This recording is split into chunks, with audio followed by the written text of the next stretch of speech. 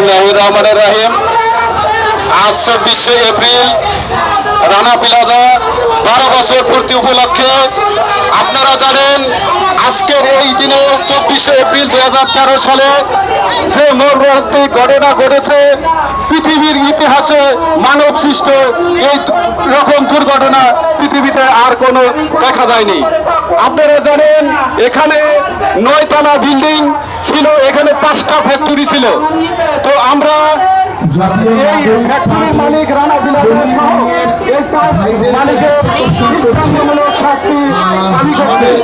এখানে 1134 জন আমাদের শ্রমিক ভাই বোন নিহত হয়েছে। কেন্দ্রীয় গভর্নিং বডির যারা সদস্য আছে তারা অল্প কিছুক্ষণের মধ্যেই আমাদের মাঝে উপস্থিত হবে। আপনারা তাদেরকে রিসিভ করে নিয়ে আসুন।